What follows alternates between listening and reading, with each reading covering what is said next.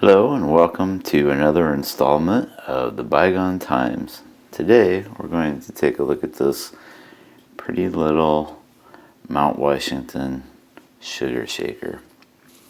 I'm going to detail about this shaker here in a few minutes, but as usual, first a little deep dive, or at least a shallow to medium dive into Mount Washington.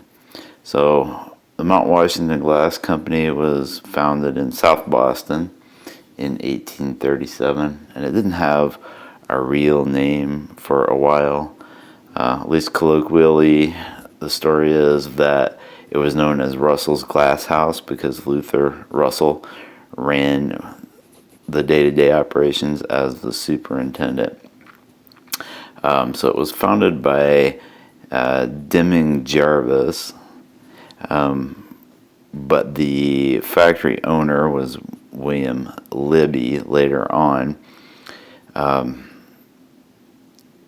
because it closed in 1870.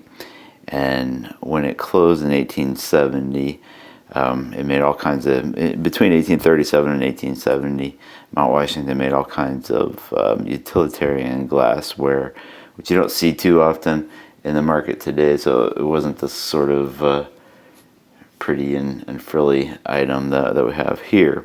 But the new owner, or the owner at the time in 1870, closed in South Boston, the Mount Washington area, in 1870, and moved to New Bedford, Massachusetts.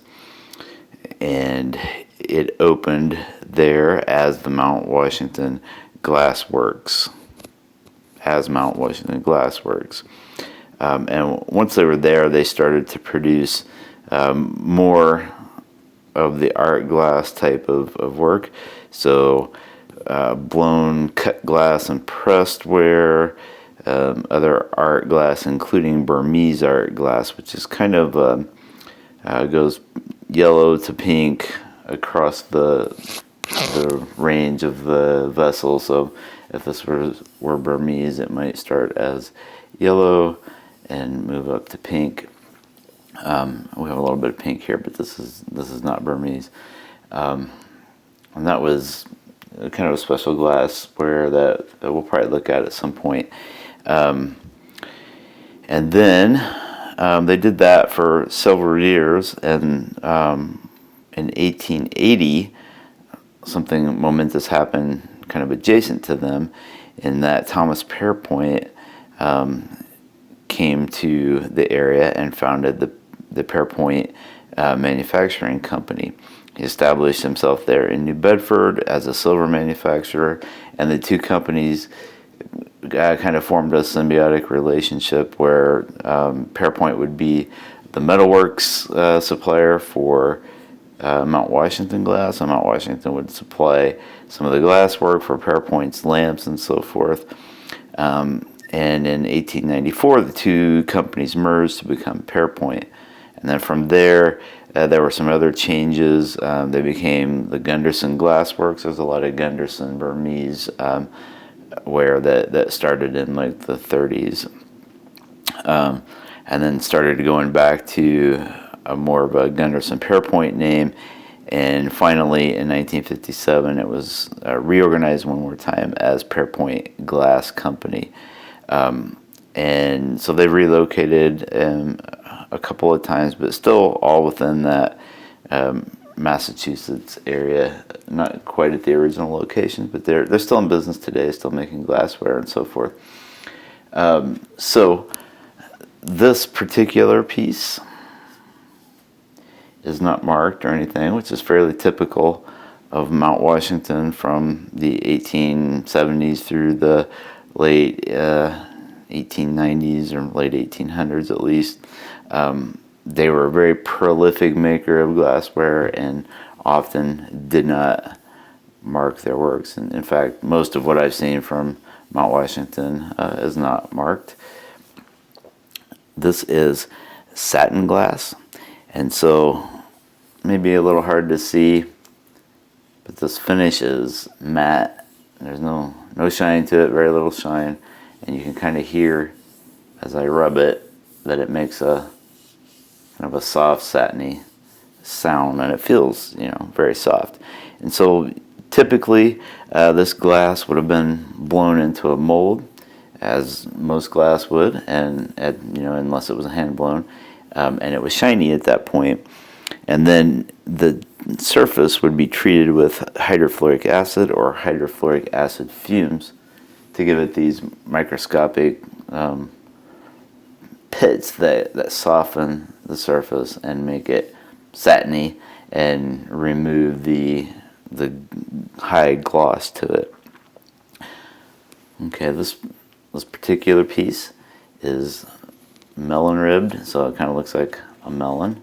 So it was a, you know, a particular type of design that Mount Washington and other glass manufacturers like to use at the time. And given this large size, which, you know, it's the size of my hand, a little bit less, 5 inches tall or so, this is probably not a salt pepper or pepper shaker. It's more likely something like sugar. And as a kid of the 70s, 80s, and 90s, when I first started seeing these larger shakers, I thought of Parmesan cheese. They kind of are that size, like you might see at a pizza joint or something.